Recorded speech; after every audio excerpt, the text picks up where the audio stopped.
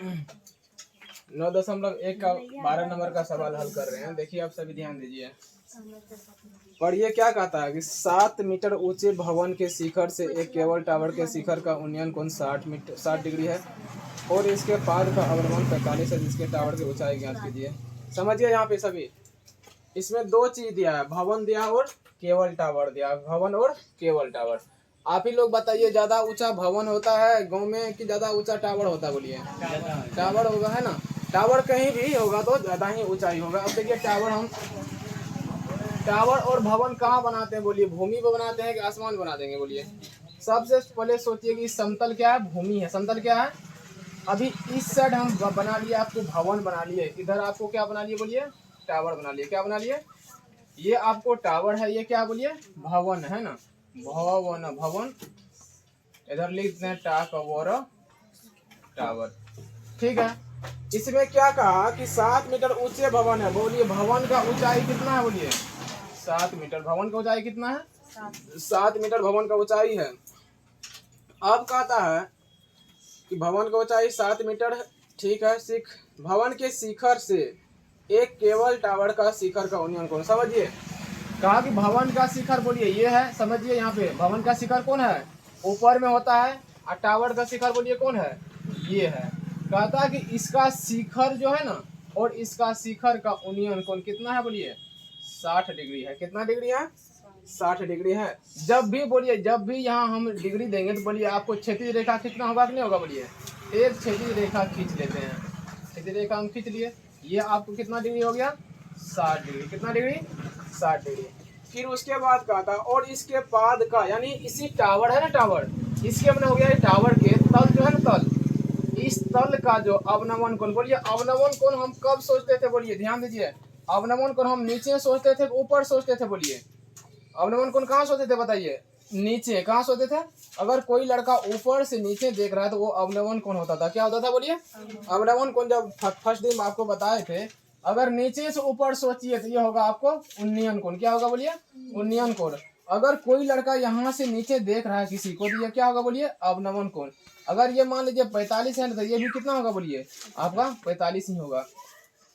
तो इसमें कहता है कि इसके शिखर जो है ना, इसका शिखर और इसका तल, और इसका शिखर और इसके तल का जो कोण है, अवनमन कोण कितना है? बोलिए 45 है। ऊपर में होता है आपको अवनमन कोण। ऊपर में क्या होगा? बोलिए अवनमन कोण। जितना कोण ये होगा उतना ही कोण ये होता है। याद रखिए,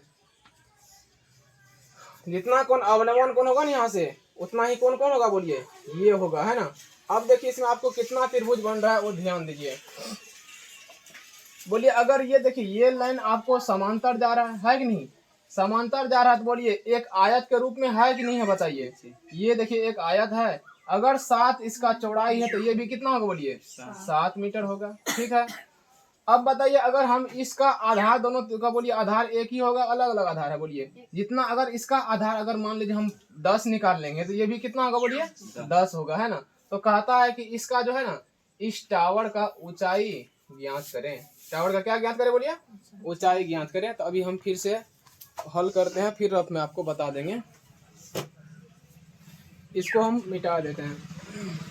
अवनमन कोण, उन्नयन कोण आपको फर्स्ट दिन ही बता दिए थे। अगर नहीं समझे तो बाद में पूछ लीजिएगा। देखिए इसमें हम पहले हम इस त्रिभुज को लेकर चलते हैं। इसका नामकरण कर लीजिए। ए बी सी डी और ई। ठीक है। ए बी सी डी कर दिए। आपको भारी लगेगा, जो 1-2 दिन आए हैं उसको तो कोई दिक्कत नहीं होगा, पूरा दिखते होगा। जो पहले से समझ रहे हैं फर्स्ट क्लास से, उसको समझ में बढ़िया से आ जाएगा। अब बताइए आपको, पहले हम इस त्रिभुज में ले लेते हैं डी सी, यानी डी बी सी में पहले क्या क्या है पहले वो लिख लीजिए। यहाँ डी सी भवन की ऊंचाई, भवन की ऊंचाई है ना, डी सी कितना है? बोलिए बराबर 7 मीटर है कि नहीं है? डीसी भवन की ऊंचाई है। डीसी क्या है? बोलिए भवन की ऊंचाई है, जो कितना मीटर है? 7 मीटर है। बोलिए ए बी क्या है? बोलिए ए बी क्या है? टावर की ऊंचाई है। ए बी क्या है? ए बी टावर की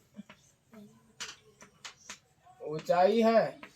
बोलिए इसका ऊंचाई है, टावर का ऊंचाई कितना भाग में है, 2 भाग में कि 1 भाग में बोलिए? 2 भाग में। पहला का नाम बोलिए ए से लेके ई तक, ए से लेके, और प्लस में और कौन है बोलिए? ई से बी तक, ई से बी तक। ठीक है, अब बोलिए कौन बताइए इस त्रिभुज का कोण बोलिए कितना है? 45 की 60? डी बी सी, कोण डी बी सी बराबर कितना है? 45 डिग्री। ठीक है, अब बोलिए ऊपर में ये भी एक त्रिभुज लग रहा है कि नहीं लग रहा? बोलिए 2 त्रिभुज है इसमें, जहां जहां कोण मिलेगा उसी को देखिएगा। एक कोण ये वाला है तो एक त्रिभुज, एक कोण है तो ये एक त्रिभुज। दूसरा त्रिभुज का नाम बोलिए क्या है? ए डी ई बराबर कितना डिग्री है? 60 डिग्री।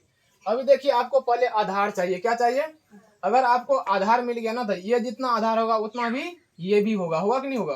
क्योंकि दोनों सामने सामने हैं। आप जानते हैं कि आयत के आमने सामने की भुजा बराबर होती है, होती कि नहीं होती है? अगर ये आपको 10 निकलेगा तो ये भी कितना होगा? 10। ये अगर 7 है तो ये भी कितना होगा बोलिए? 7। वही चीज है। अभी हम इस त्रिभुज में लेते हैं समकोण त्रिभुज डी और सी बी में। तो समकोण त्रिभुज डी सी बी में बोलिए आपको लंब दिया हुआ है, कौन नहीं पता है बोलिए? आधार नहीं पता है। आधार, लंब आधार किस सूत्र में चलता है? tan की साइन में, tan में। किस में चलता है? अभी तक भी सूत्र याद नहीं हुआ, हमको पता है। tan बराबर होता है लंब बटा आधार। अभी पूछेंगे सबको, नहीं होगा तो देखिएगा, भविष्य हम दिखा देंगे। अभी बोलिए tan है तो tan, थीटा है बोलिए, थीटा की जगह भी इस त्रिभुज का थीटा बोलिए कितना है? 45 की 60? 45। बहुत बढ़िया। लंब कितना है बोलिए? लंब कितना है आपको? 7। आधार पता है क्या?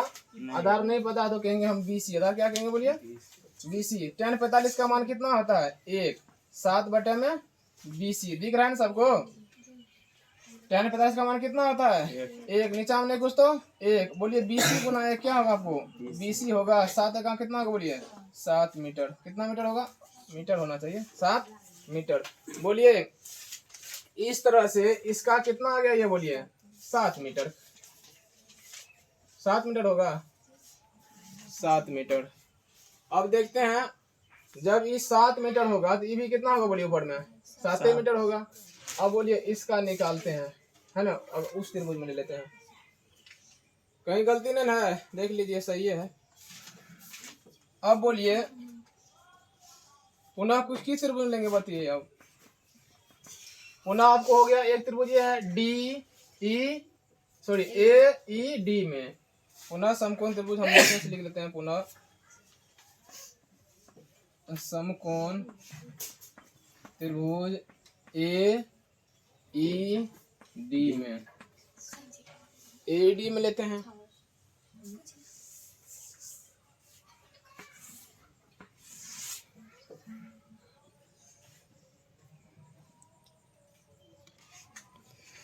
चलिए देखिए इसके आगे इस त्रिभुज में लेते हैं, ऊपर वाला त्रिभुज में। अभी बताइए आपको ये कितना आया?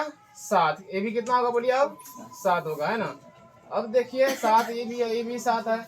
अब देखिए आपको ये आधार पता है, क्या ये लंब नहीं निकाल सकते हैं? कितना है बोलिए लंब इसका? अगर लंब और आधार में तुलना करेंगे तो किस सूत्र को ले लेंगे बोलिए? tan को। tan को हमेशा लेते हैं ना, जब भी लंब और आधार होता है tan लेते हैं। बोलिए इस त्रिभुज में tan थीटा बराबर, फिर आपको होगा लंब बटा आधार। लंब बटा क्या होगा?